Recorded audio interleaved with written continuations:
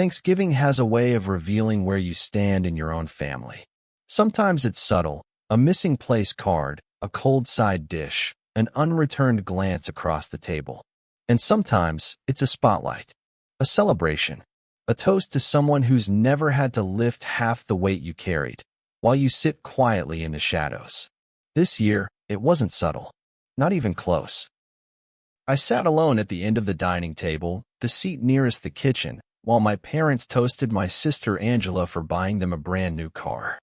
A silver sedan with heated seats and a big red bout parked proudly in the driveway. I hadn't even been asked to ride in it. Before we dive into the story, we'll love to thank you for your continued support to this channel. If you enjoy this story and stories like this, kindly subscribe and hit on the notification button so you don't miss any of our stories. Our shout-out goes to Tam, from Guntur City, South India. We will love to hear from you also. Tell us where you're watching from in the comment section. We'll love to give you a shout-out in our next video. Now let's begin. The turkey was perfectly golden, and the cranberry sauce glistened in a crystal bowl at the center of the table, but I had no appetite. I watched my mother dote over Angela like she was royalty. "It's just so generous of you, sweetie," she said, cupping her face like she was still 12 years old. My father, beaming with pride, raised his glass for what felt like the third time. "To Angela," he said, "who always makes us proud." Glasses clinked. Laughter followed. I swallowed hard and forced a smile, though no one looked in my direction to notice whether I joined in or not. There were no words of thanks for the mortgage I secretly paid off last year when my father's job was cut and the bills began to drown them. No one recalled how I'd spent late nights quietly fixing their leaky roof with my own hands because they couldn't afford a contractor. And I certainly didn't expect them to remember that I had once sold my car. My car? So Angela could finish her final semester at university when her scholarship fell short. They said they'd pay me back. They never did, and I never reminded them. I suppose they thought silence meant I had nothing to say. But truth is, silence is where I do my thinking. And tonight, I had a lot to think about. I looked down at my plate. Turkey slices I didn't touch. Mashed potatoes growing stiff. My glass still full. I could have left right then, slipped out the door, made up an excuse. I'd done it before. Birthdays, holidays, family reunions. Anytime the spotlight tilted too far to one side, I let it. But something about tonight felt final. Like I had crossed some invisible line from neglected to forgotten. Like I was a guest in a house I grew up in. Angela leaned into my mother and whispered something. They both giggled.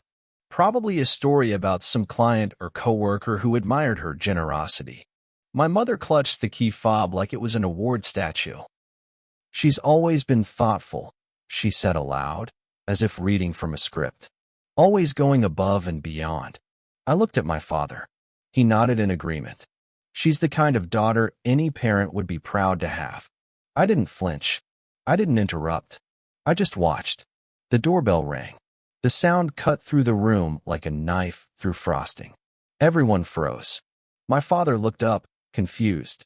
"Were we expecting someone else?" he asked. Angela pulled out her phone, tapped it once, and shook her head. "Not me." My mother wiped her hands on her apron, her smile dimming just slightly, and walked to the door. From where I sat, I couldn't see the entrance. I heard the door creak open. Then silence. A long pause. Then her voice, quieter than before. "Yes? Can I help you?" Another pause. Then footsteps returning slow, hesitant. My mother reappeared holding a thick envelope in her hands. Elegant. Cream-colored. Sealed with a gold sticker and marked to Mr. and Mrs. Thompson, personal. Angela craned her neck. "What's that?" she asked. My mother looked puzzled, almost unsettled. "It's for us." She opened it carefully, like the contents might bite. My father stood beside her, peering over her shoulder. Inside was a set of printed papers. Deeds. Legal forms. A letter tucked on top. My father's eyebrows furrowed as he read. Then his jaw slackened. His hand dropped slowly from the letter like it weighed too much to hold. Angela stood, annoyed. "What?" What is it? She asked again, louder this time.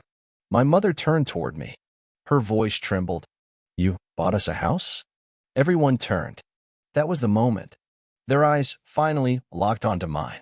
For the first time that evening, the room was silent, and I was the reason. My parents stared at me like I had grown another head. My sister squinted as if her eyes were lying to her. I didn't speak right away. I wanted them to feel it, to let the weight of that letter hang in the air like the aroma of the untouched turkey I'd lost all appetite for. My mother clutched the paper like it was about to vanish. My father adjusted his glasses with shaky fingers and looked at me again. Is this real? He asked, his voice barely above a whisper. I nodded, slow and steady. Yes, it's real. Angela scoffed, arms folded tight across her chest. Wait a second. You bought them a house? How? Since when do you have that kind of money? You've always been low-key, always stuck in the same average job. Her words were knives wrapped in disbelief.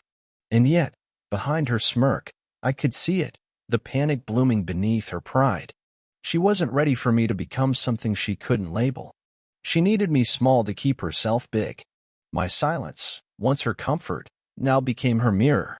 I took a breath, then spoke. While you were showing off vacations and brand names on Instagram, I was building something. Quietly, patiently. I didn't post every step because I wasn't doing it for applause. I looked directly at my father, whose shoulders had started to sag. When the second mortgage almost ruined you too, I paid it. Quietly.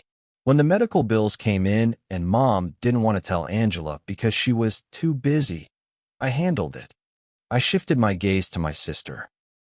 You were too busy shopping for a luxury handbag while I was moving money around to keep this family afloat. Angela opened her mouth to argue, but no words came out. Just a flicker of shame, buried beneath an unraveling expression. You never said anything, my mother whispered, like a confession. We didn't know. Her voice cracked, and for once, it wasn't from excitement or praise, it was from something more raw. Regret. I placed my hands on the edge of the table and leaned in, still calm. I shouldn't have to shout to be heard in my own family. I shouldn't have to perform to be seen. I did what I did because I thought it mattered. Not to earn your favor, but because it was right. My father looked back down at the documents in his hands, still stunned. This house, it's beautiful. And it's fully paid. I nodded. Deeded in your names.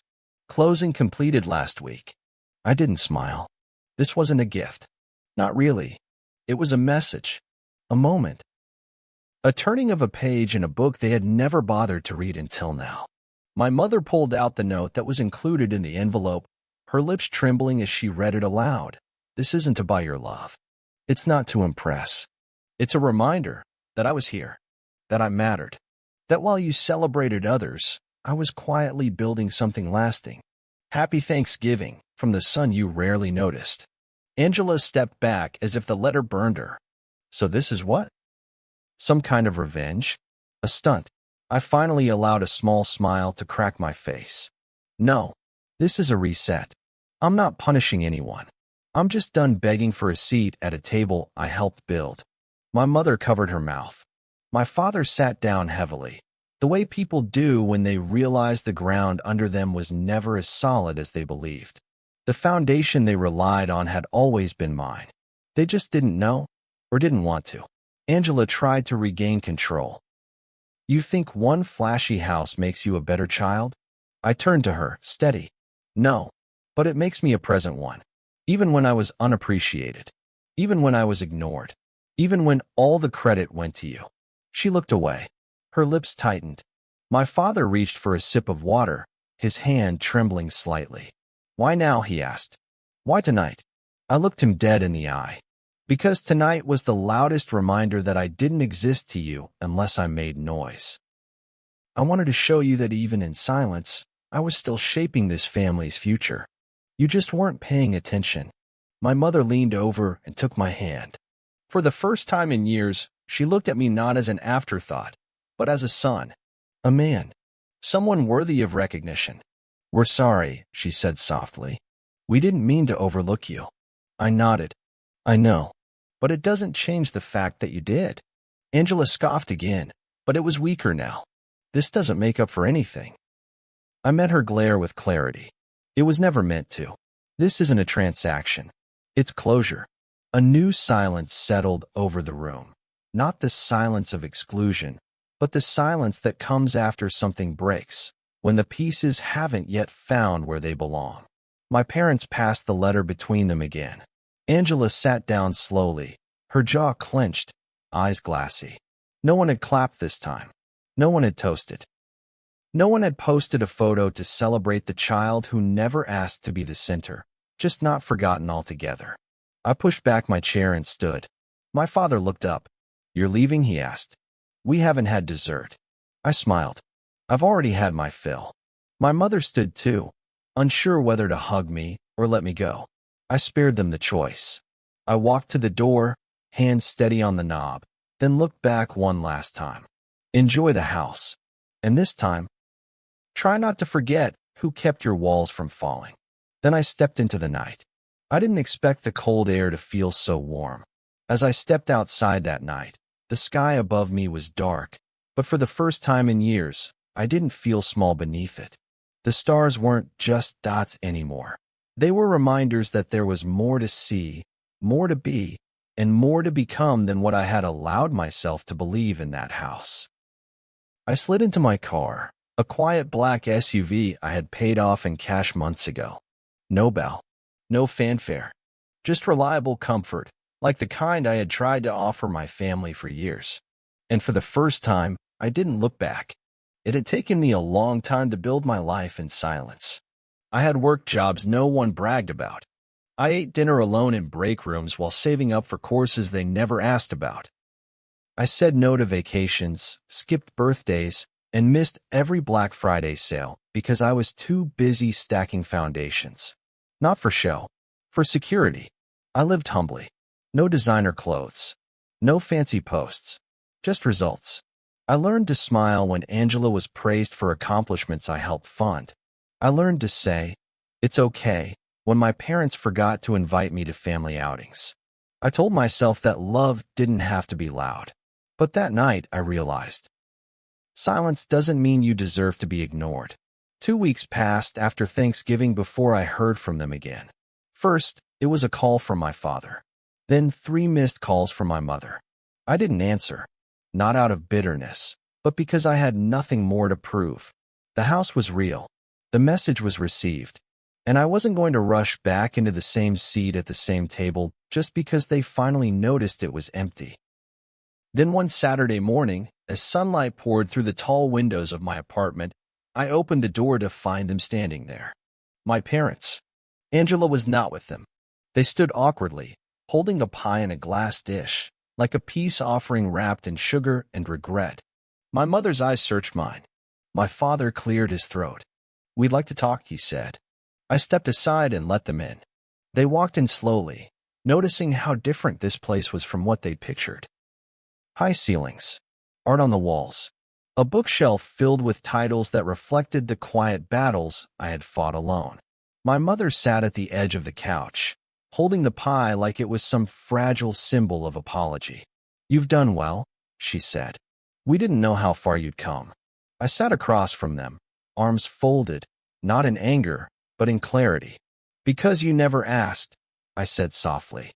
"You assumed the quiet one had nothing to say. That if I didn't show off, I must not have anything worth showing." My father leaned forward. "You're right. We failed you in that. We let attention become affection, and that was never fair."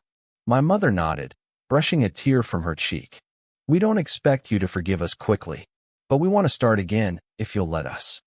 I took a long breath. Then I said, "Dinner. My house. One night only. We sit, talk, and I listen, not as your son, but as a man you never got to know. No expectations. No guilt. Just truth."